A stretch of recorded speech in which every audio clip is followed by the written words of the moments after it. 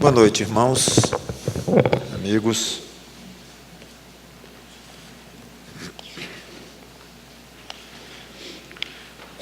Muito bem, vamos ao livro de Apocalipse, capítulo 3, versículos de 1 a 6. Vamos estudar um pouco sobre a quinta igreja das 7, que foram alvos de cartas dele. Apocalipse, capítulo 3,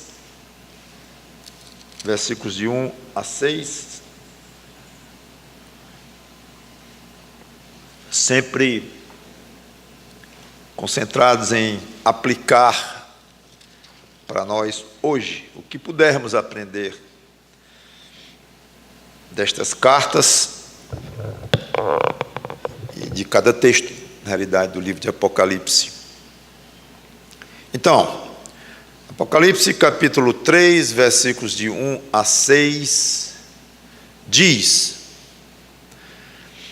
Ao anjo da igreja em Sardes escreve: Estas coisas diz aquele que tem os 7 Espíritos de Deus e as 7 estrelas. Conheço as tuas obras, que tens nome de que vives e estás morto. Sê vigilante e consolida o resto que estava para morrer, porque não tenho achado íntegras as tuas obras na presença do meu Deus. Lembra-te, pois, do que tens recebido e ouvido, guarda-o e arrepende-te. Porque se não vigiares, virei como ladrão, e não conhecerás de modo algum em que hora virei contra ti. Tens, contudo, em Sardes umas poucas pessoas que não contaminaram as suas vestiduras, e andarão de branco junto comigo, pois são dignas. O vencedor será assim vestido de vestiduras brancas, e de modo nenhum apagarei o seu nome do livro da vida. Pelo contrário, confessarei o seu nome diante de meu Pai e diante dos seus anjos. Quem tem ouvidos, ouça o que o Espírito diz às igrejas. Vamos orar. Obrigado, Senhor Deus, por estas cartas, cada uma delas muito rica, para cada igreja de cada época, e que possamos aprender, mesmo num contexto diferente da igreja de Sardes, 2000 anos atrás, numa outra cultura, mesmo com expressões de Cristo um tanto quanto misteriosas, que não podemos nem dizer exatamente o que significam. E certamente não foi por acaso que o teu Espírito Santo quis assim, que o Senhor Jesus Cristo quis assim, quando dirigiu a carta, mas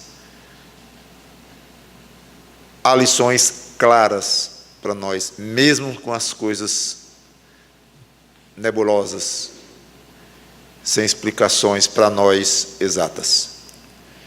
Dá-nos o teu Espírito Santo para aprender, para aplicar de maneira correta, não menos, não mais do que é razoável fazê-lo.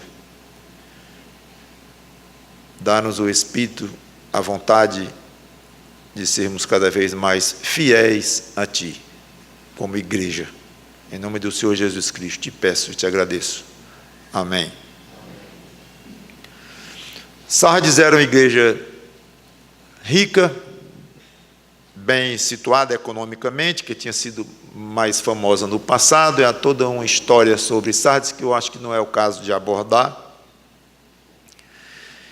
Então, o Senhor Jesus Cristo aqui se dirige a Sardes e se auto-identifica como aquele que tem os 7 Espíritos de Deus.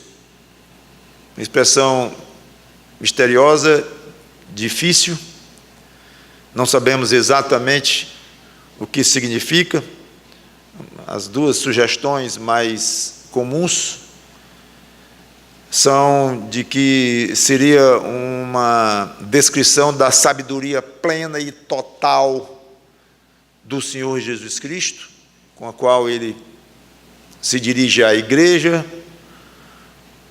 Outros preferem ver aqui uma descrição da união perfeita entre Cristo e o Espírito Santo. Os dois são pessoas divinas, participantes da mesma trindade.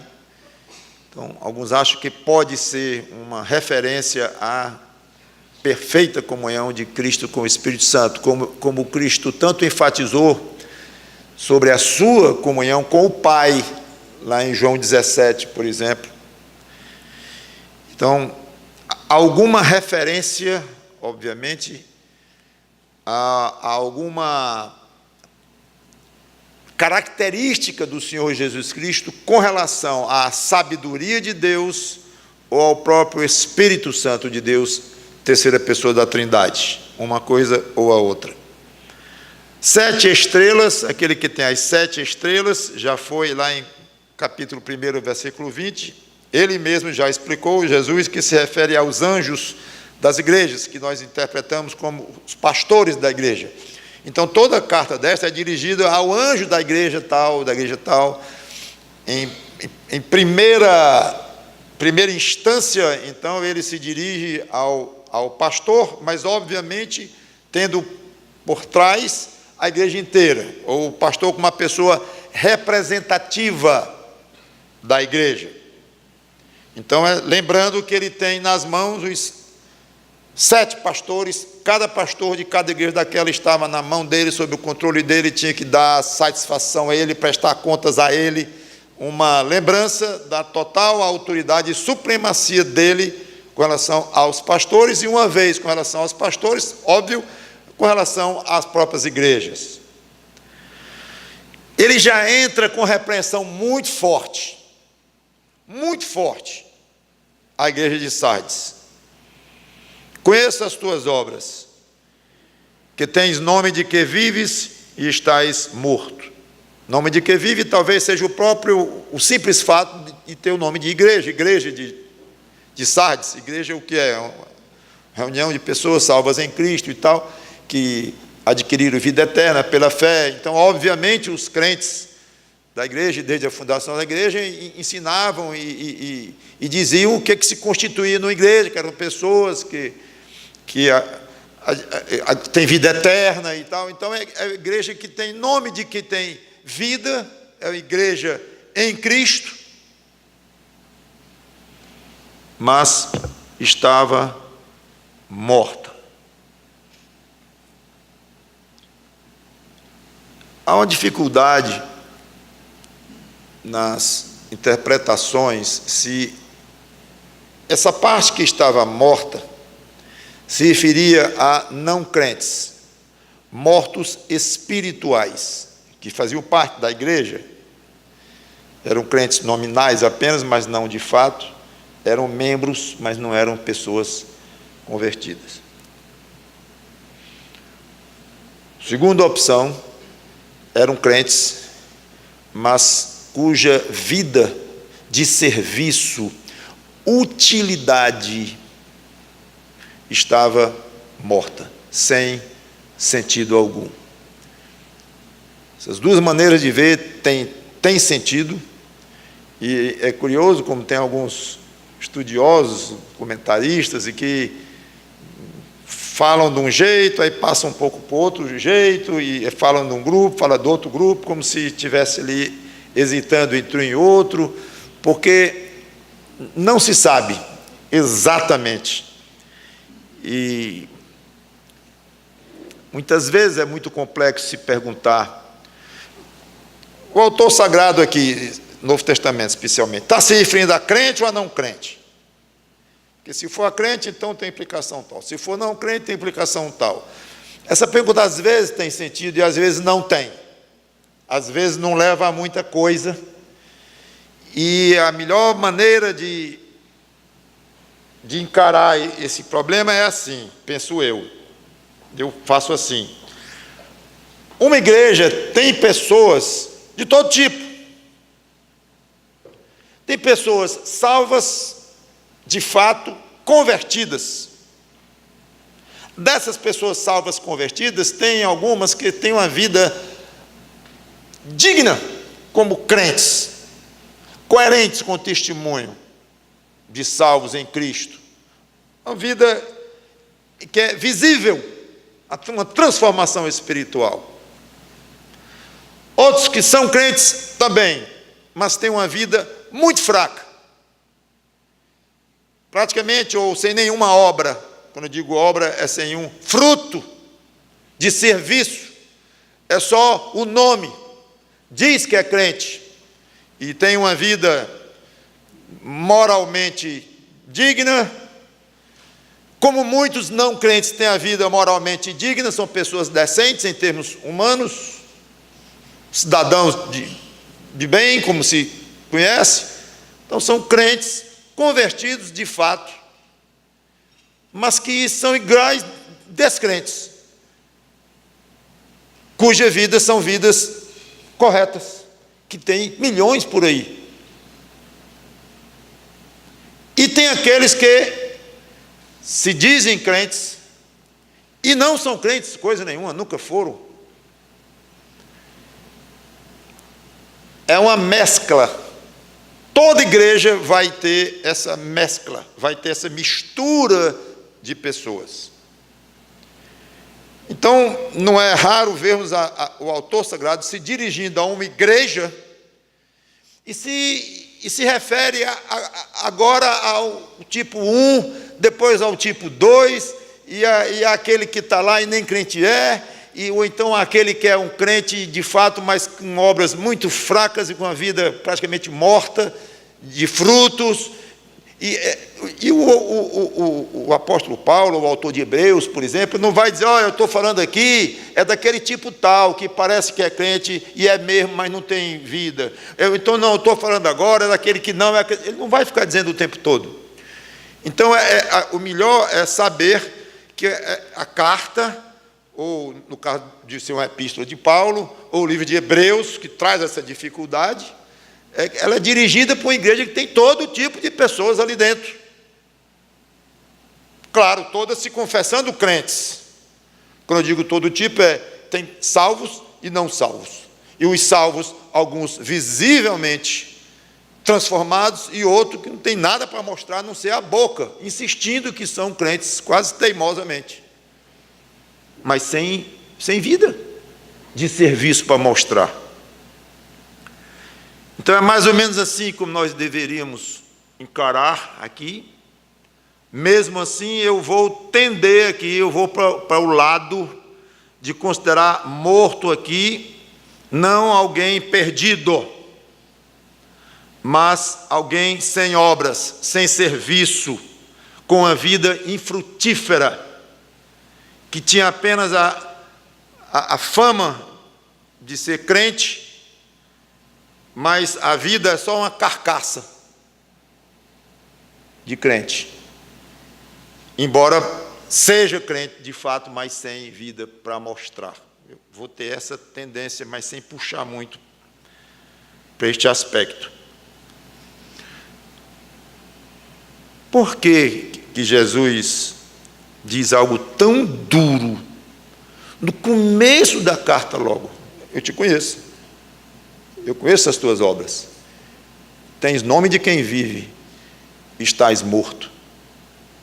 Mas, Senhor, porque não tenho achado íntegras as tuas obras na presença do meu Deus.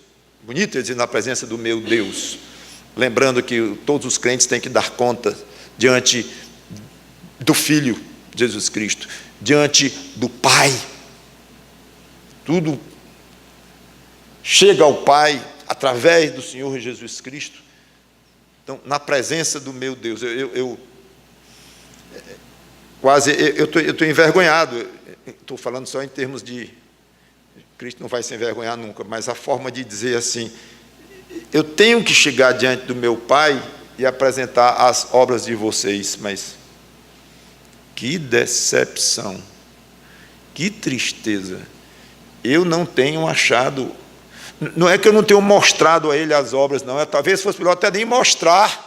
Isso é a obra que vocês me mostrem, mas eu mostro, tudo está diante dele, e eu presto contas, eu mostro a ele. Porque Cristo é o cabeça da igreja. Então ele leva ao Pai daqui.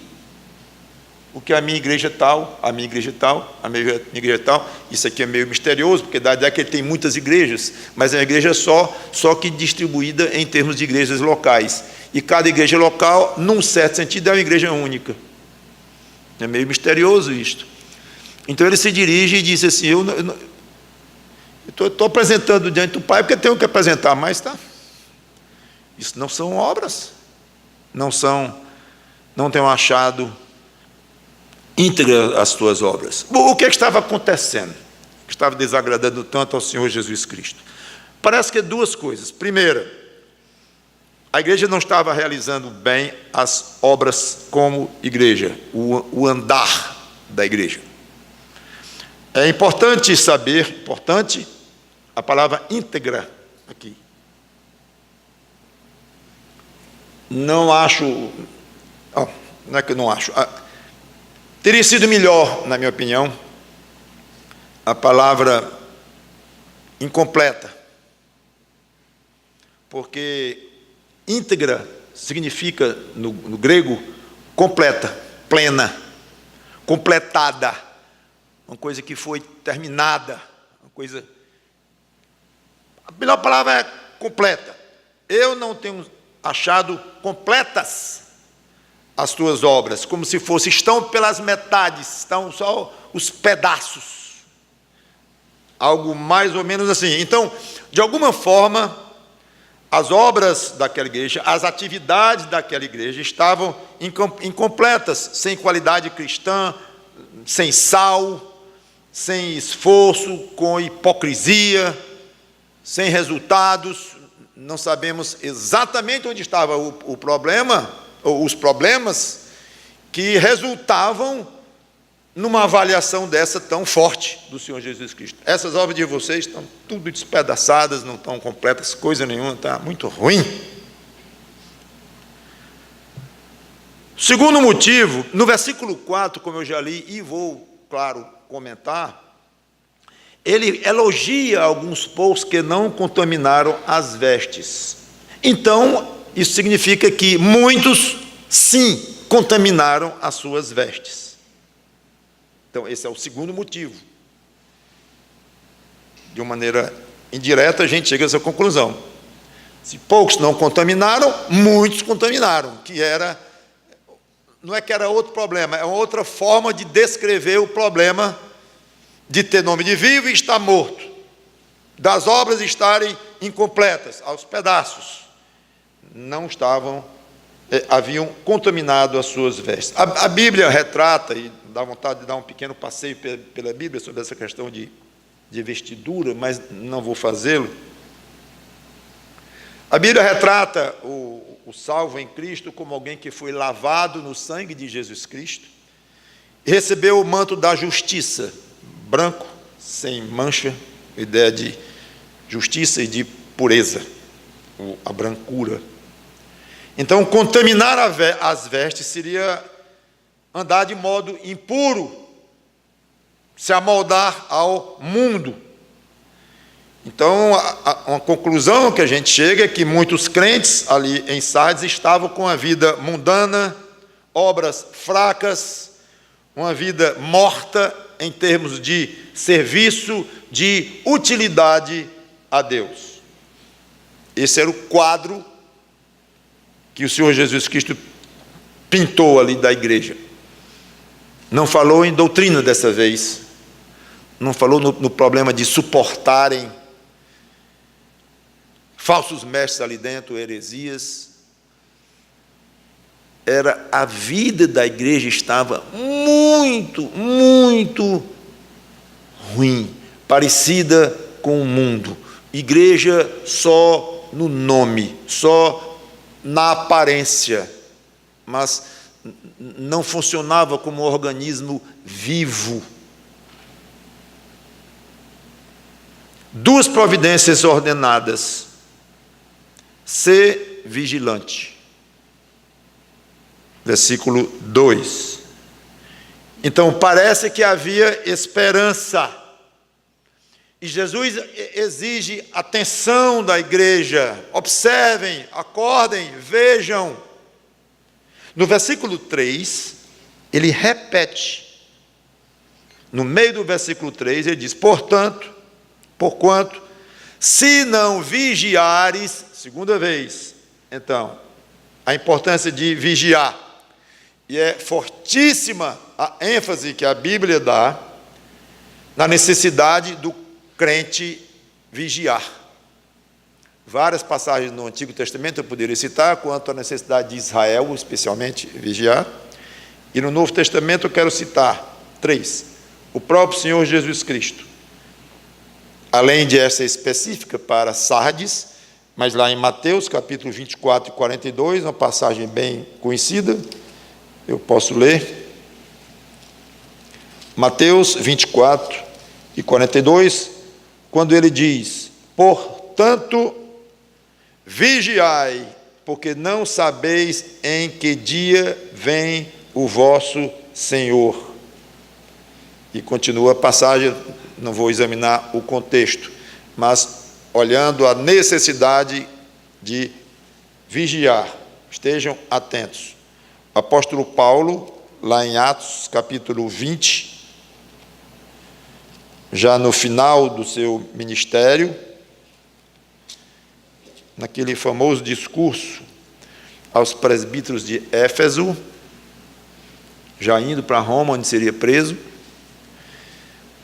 Portanto, aliás, é interessante aqui no 29, eu sei que depois da minha partida entre vós penetrarão lobos vorazes, que não pouparão o rebanho, falando da igreja aqui, ou das igrejas, e que dentre vós mesmos se levantarão homens falando coisas pervertidas, para arrastar os discípulos atrás deles. E aí, Paulo, a solução, apóstolo Paulo: vigiai. Portanto, vigiai, lembrando-vos de que, por 3 anos, noite e dia, não cessei de admoestar com lágrimas a cada um. Agora, pois, e continua com seu belo discurso. Então, solução para uma predição, uma profecia certa, uma previsão exata de que haveria penetração de lobos vorazes. Solução: vigiem, estejam atentos. Pedro, a famosa passagem do leão que ruge procurando alguém para devorar, 1 Pedro capítulo 5, versículo 8, sede sóbrios, o contrário de bêbados, de embriagados, com as faculdades mentais todas alertas, intactas. Sede sóbrios e vigilantes. A gente fala muito do diabo como leão e esquece dessas palavras que vêm antes. Sede sóbrios e vigilantes. O diabo, vosso adversário, anda em derredor como leão que ruge procurando alguém para devorar. Solução para alguém perseguido por um leão que fica ao redor da pessoa o tempo todo querendo devorá-la. Solução: vigie, observe. Primeira solução. Depois tem outras, o que fazer quando vê o leão e tal, que é outra coisa que a Bíblia também orienta.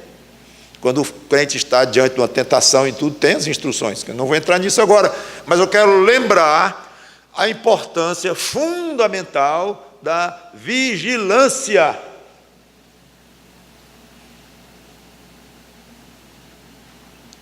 Como igreja e, obviamente, como cada crente individual. 2 providências: vigiem.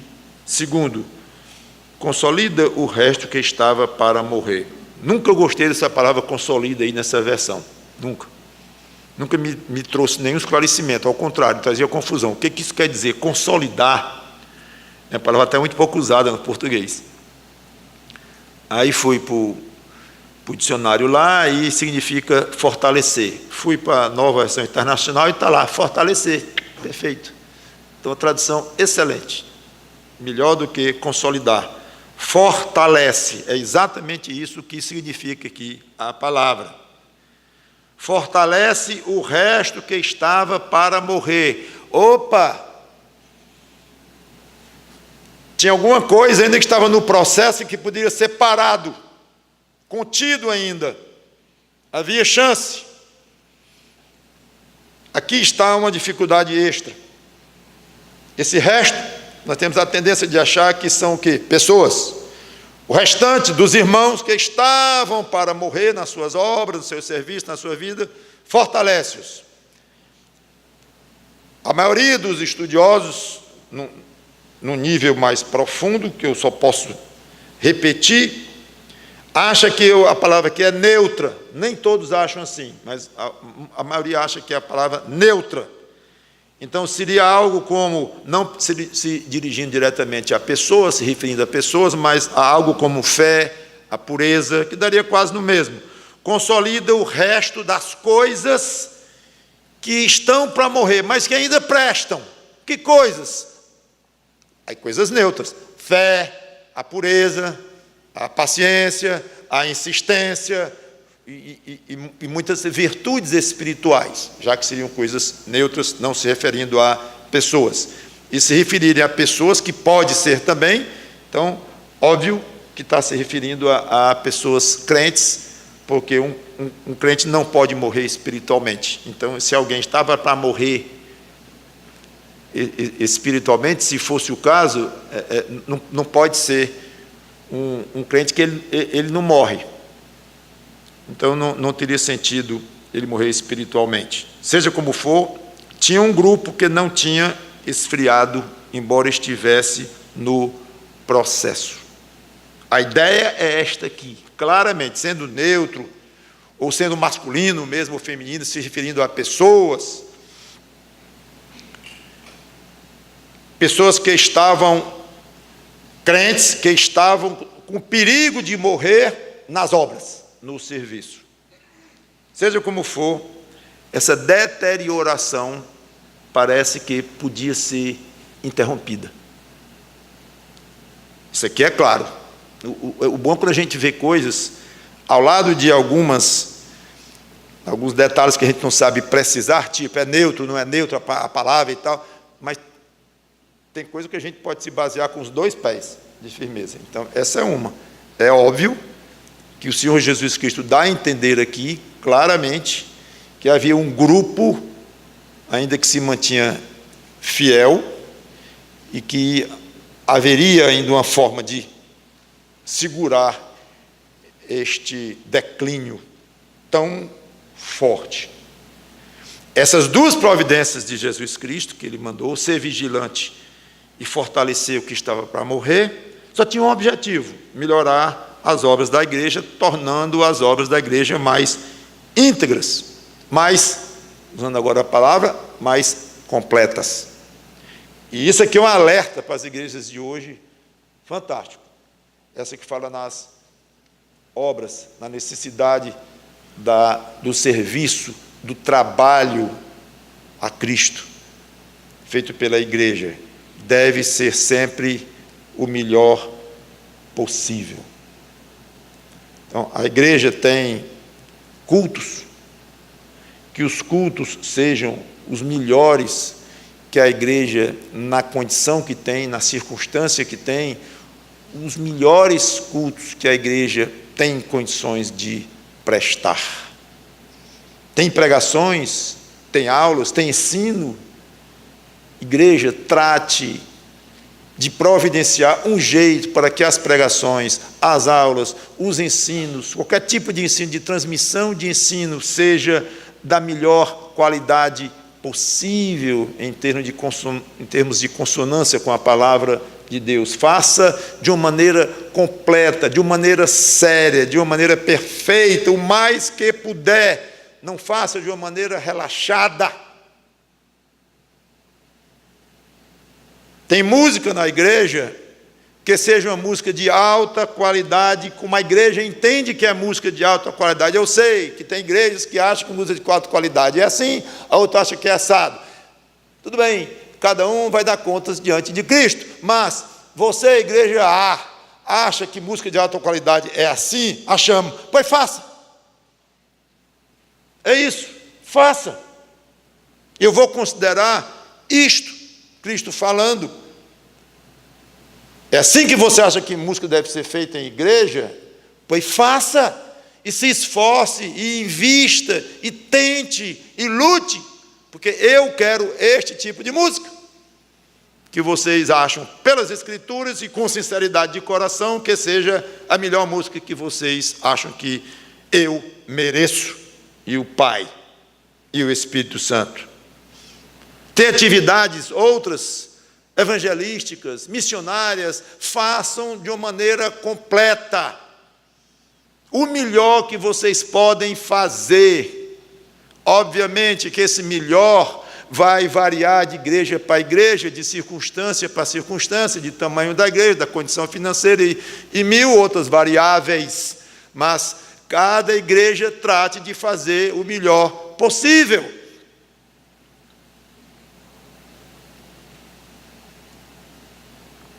É aquela história. Pai, tu fica satisfeito com 6 ou com 8, como é claro, quanto mais alto sua nota, melhor. Mas eu só exijo de você o que você pode render. Se o máximo que a sua inteligência, a sua disciplina, o seu esforço conseguiu tirar naquela prova ali foi 4, parabéns pelo 4, e vamos providenciar alguma coisa que de 4 em 4 você vai ser reprovado. Mas eu vi que você estudou, eu vi que você se esforçou, não vou lhe repreender, estou um pouco preocupado, mas não vou lhe repreender, porque eu vi o seu esforço. Vamos botar um esforço aqui, um professor de esforço para você, colocar um ano mais abaixo na escola, é outro assunto, mas eu quero de você o que você pode dar. Se você tirar um 9, e eu vi que você não estudou, vou me chatear, porque com pouco de esforço você tiraria um 9,5 ou um 10. É isso que eu quero de você. Então é relativo. E é assim que eu entendo claramente a lição que devemos aprender aqui.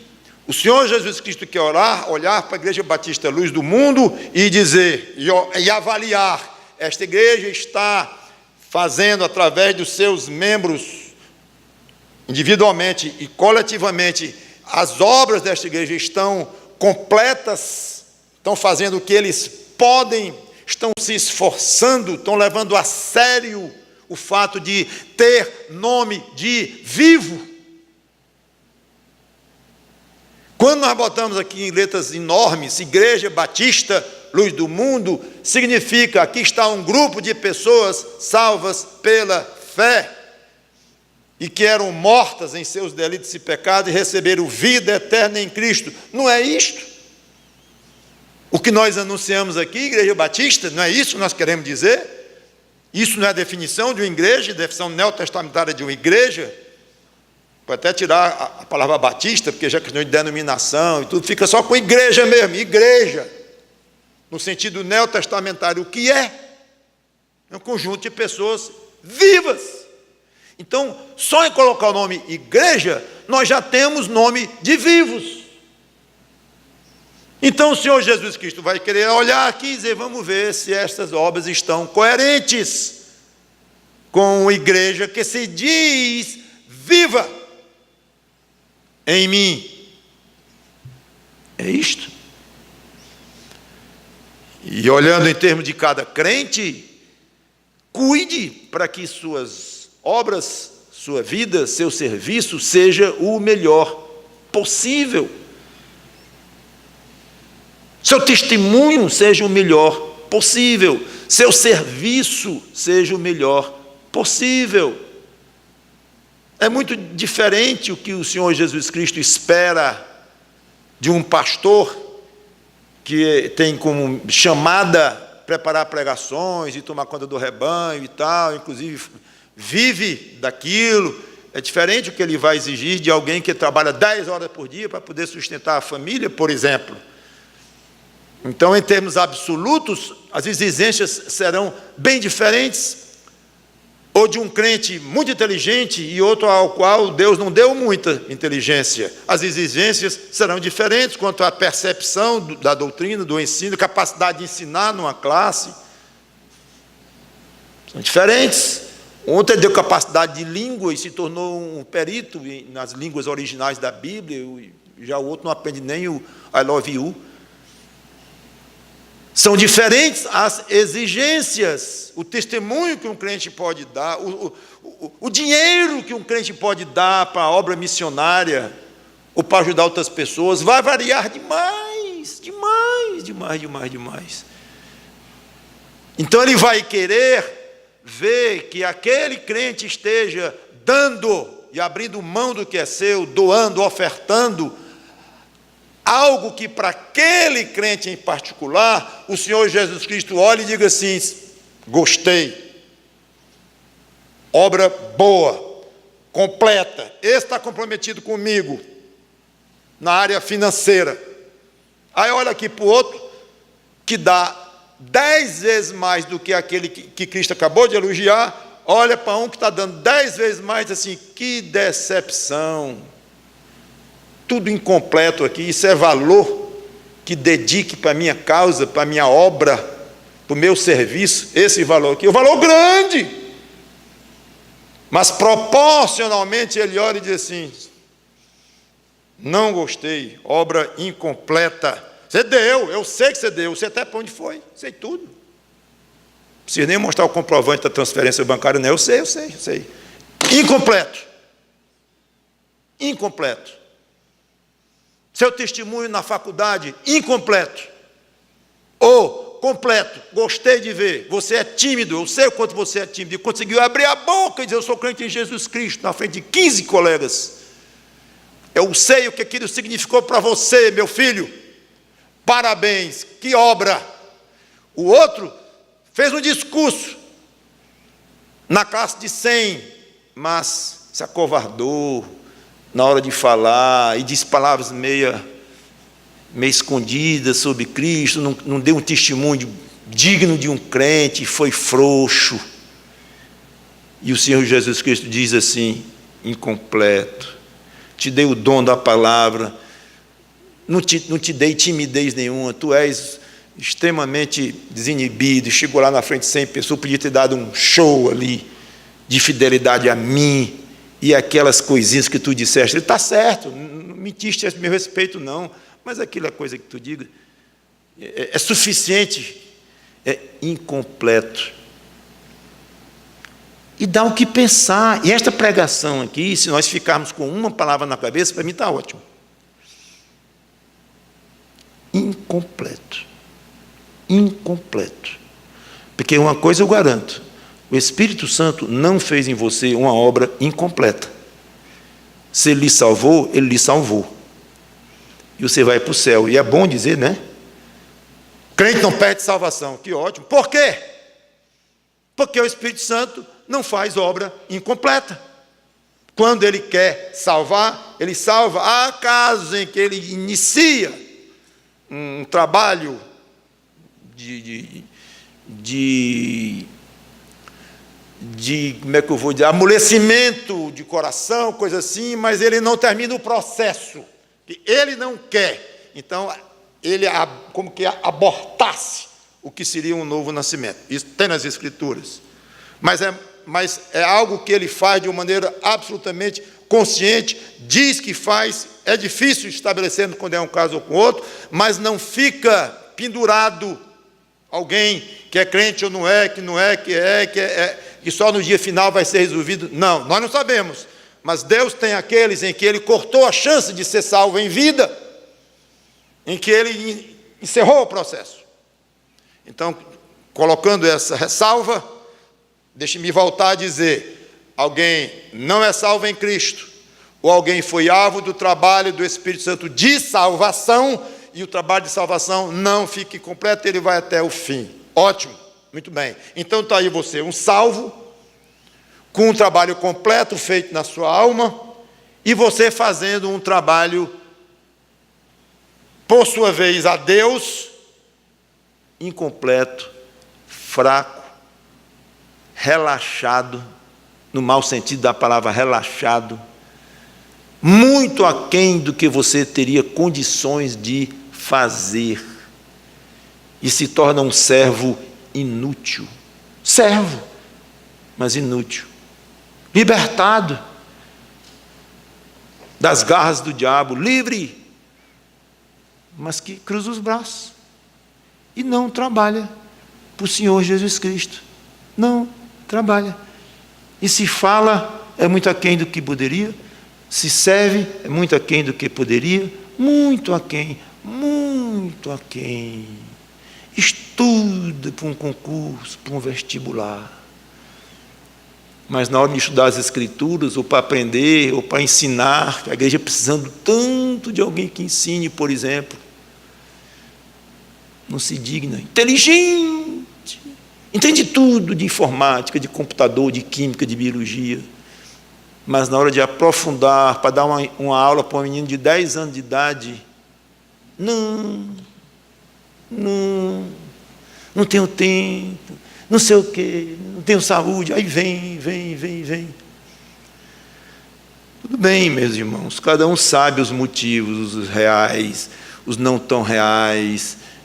Estou só chamando a atenção de que você precisa vigiar para que as suas obras não fiquem como que mortas e você fique só uma carcaça de crente.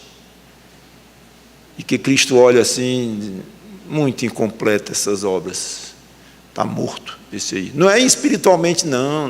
Mas em termos de utilidade. Tanto faz eu trazer aqui para o céu, deixar lá, tanto faz. Talvez até atrapalhe menos o meu reino se eu tirar logo.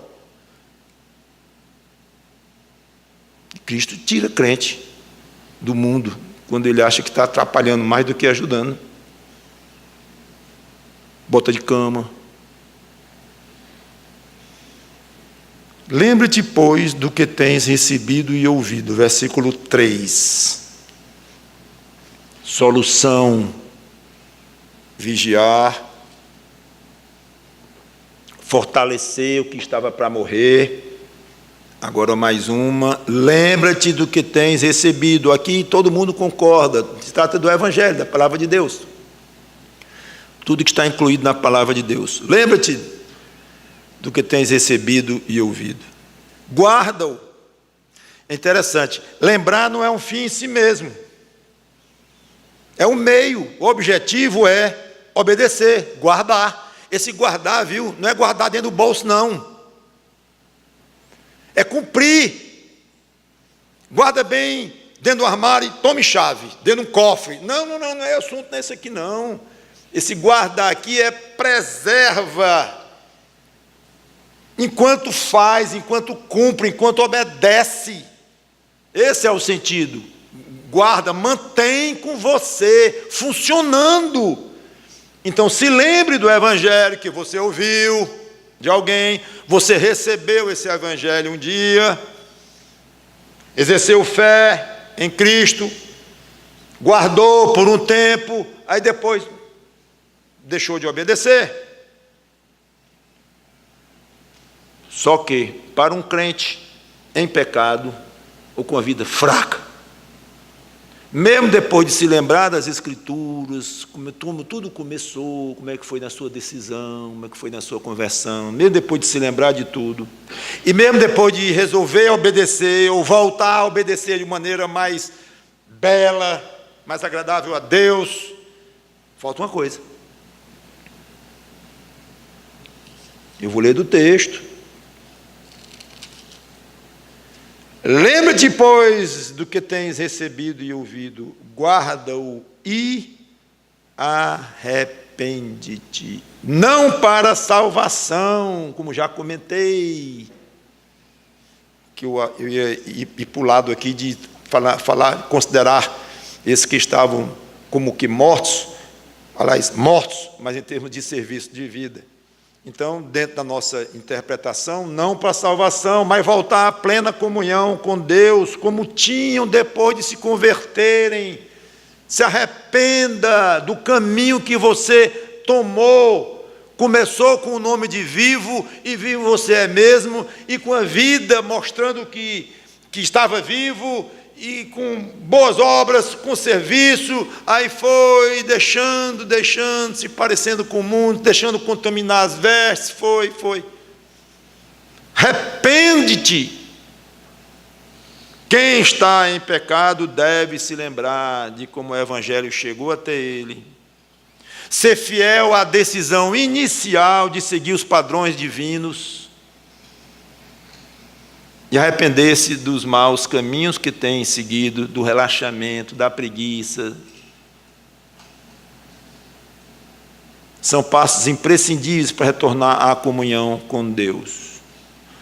O crente que está vivendo numa situação afastada de Deus, longe, com as vestes contaminadas, sem obras para mostrar, com tudo incompleto, como um crente, esse crente que não se arrepende, quer simplesmente passar a ser fiel dali em diante, mas sem arrependimento, é igual aquele camarada que chegou de um jogo de futebol,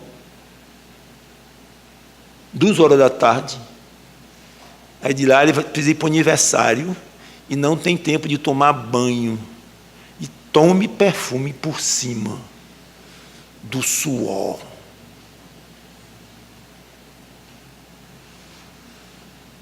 Já viu alguém fazer isso alguma vez, quando você era jovem? Ou você próprio? Não vai tomar banho não, mamãe, eu botei perfume. Eita! Esse é o crente que resolve servir a Deus depois de um período sem obras, longe de Deus, e que não se arrepende. Ele se lembra, pode até ter saudade daquela época que ele se converteu e que seguia Cristo.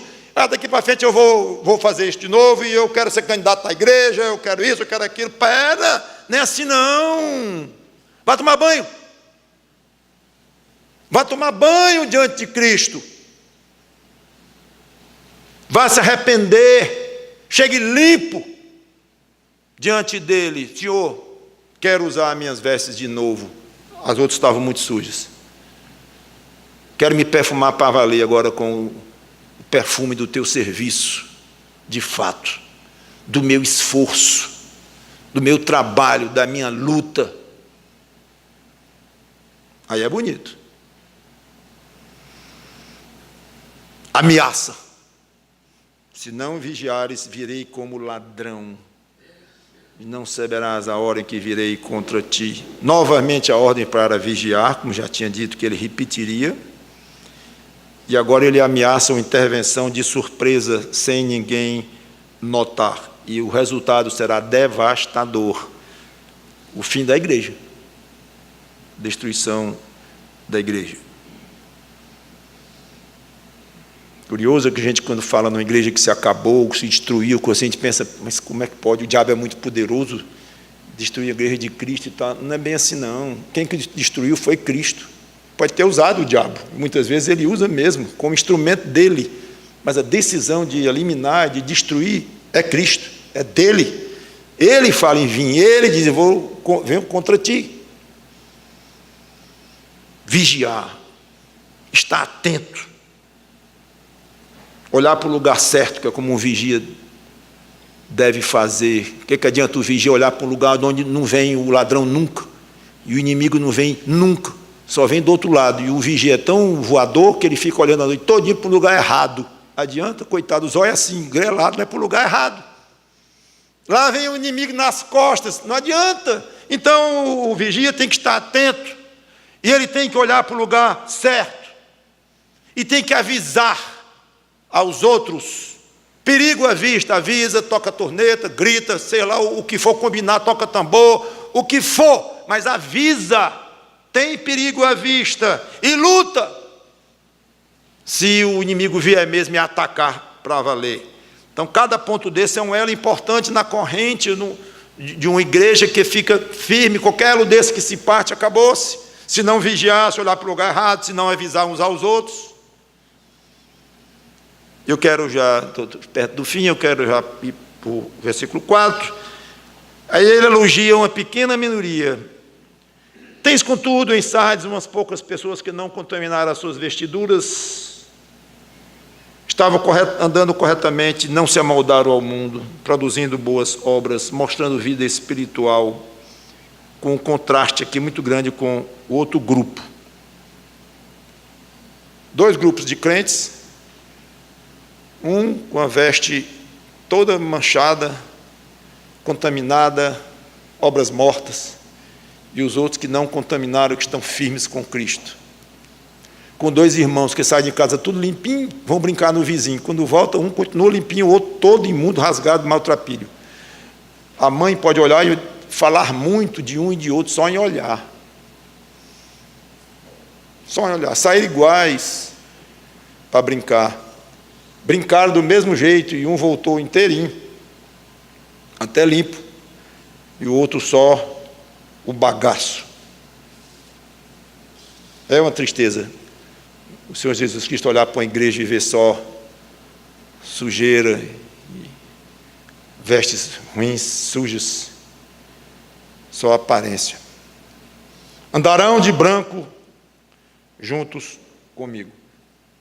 É maravilhoso saber que nós vamos andar com Cristo de branco, limpos, santos.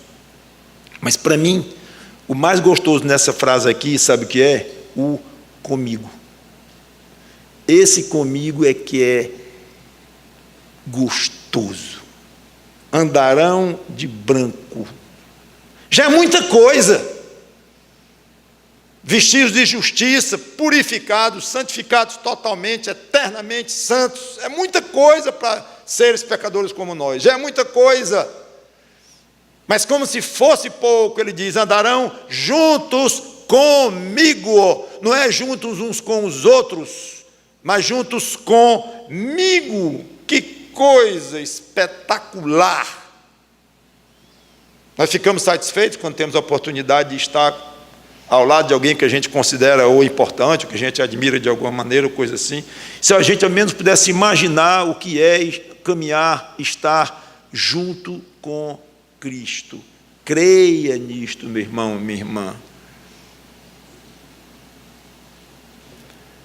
Promessa tripla ao vencedor, ao fiel, no versículos 5 e 6. Aliás, 5. Será vestido de vestiduras brancas. Já comentei rapidamente, não vou fazer um estudo mais profundo sobre vestiduras brancas, símbolo de pureza, de justiça. Alguns falam em indício de ressurreição, tem algumas outras sugestões, mas basicamente ficam em torno de justiça e de pureza. Então nós receberemos vestes definitivas, não mais sujeitas a serem manchadas. Nossas vestes hoje são sujeitas a serem manchadas, tanto que alguns mancharam, e muito provavelmente muitos de nós mancham uns mais, outros menos, mas receberemos vestes não mais sujeitas a menor tipo de mancha, e expressarão pela alvura dessas vestes o que foi feito no nosso íntimo, a transformação do qual nós fomos alvos, de filhos do diabo para filhos de Deus. Aí ele diz, de modo algum apagarei o seu nome do livro da vida. Imaginamos que o registro dos salvos, a Bíblia fala em vários livros, também não vou ter tempo para desenvolver. Moisés falou no teu livro, em Êxodo 32, não vou ler. Davi, se referindo aos perversos e àqueles que mataram Cristo, também falou no livro da vida. Apocalipse 20, e eu não vou tocar no assunto agora, não vou aprofundar, mas lá em Apocalipse 20, algum dia, Deus quiser, a gente chega lá. E eu vou então aprofundar mais nessa questão de vestiduras, de livro da vida. Mas uma coisa que é muito clara, o seu nome está escrito no livro da vida, está, nunca vai ser apagado.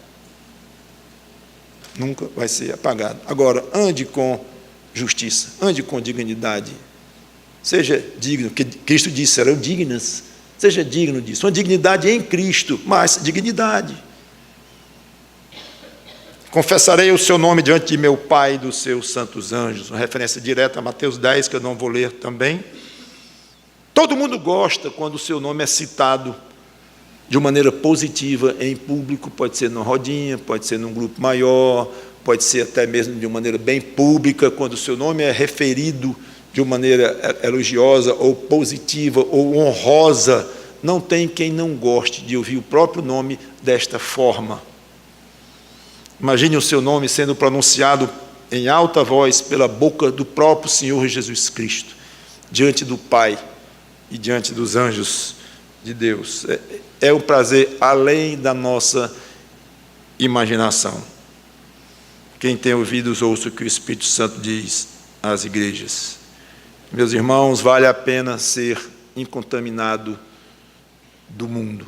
Vale a pena não manchar as vestes do Senhor Jesus Cristo. Vale a pena servir de uma maneira completa.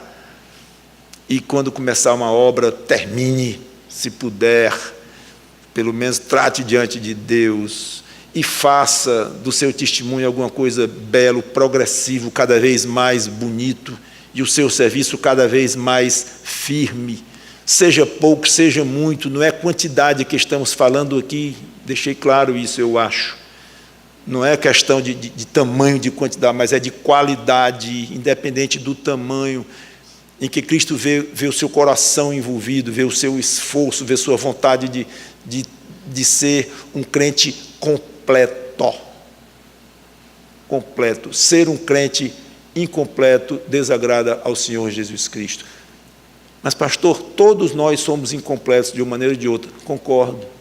Nunca atingiremos a perfeição como crentes, como obreiros, nesta vida, eu sei. Mas Ele sabe quando a intenção está lá de ser completo.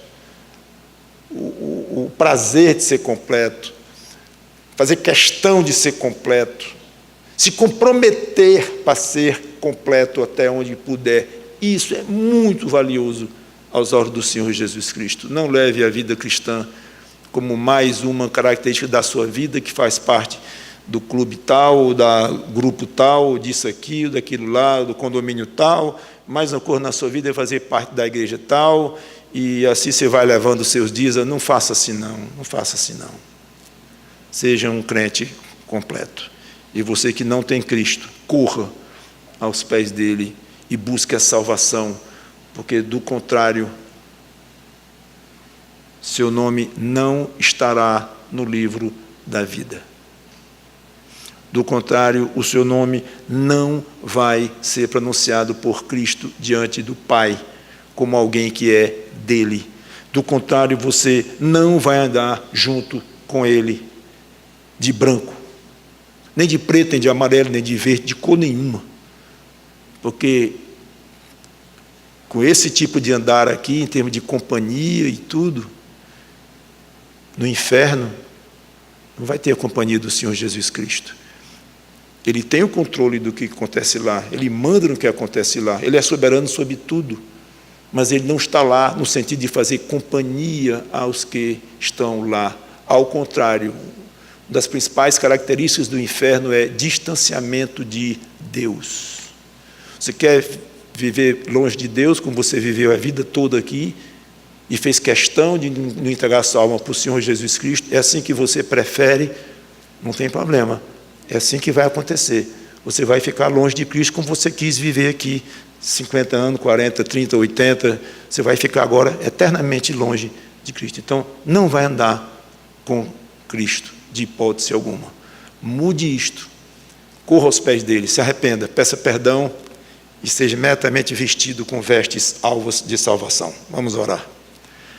Obrigado, Senhor Deus, pela Tua palavra, que o Teu Espírito Santo nos ajude a cumpri-la, guardá-la devidamente, e que esta igreja seja completa, o mais possivelmente completa aos Teus olhos, e cada membro desta igreja seja completo, o mais completamente completo que possa ser como servo Teu. É em nome do Senhor Jesus Cristo que nós te pedimos e agradecemos. Amém.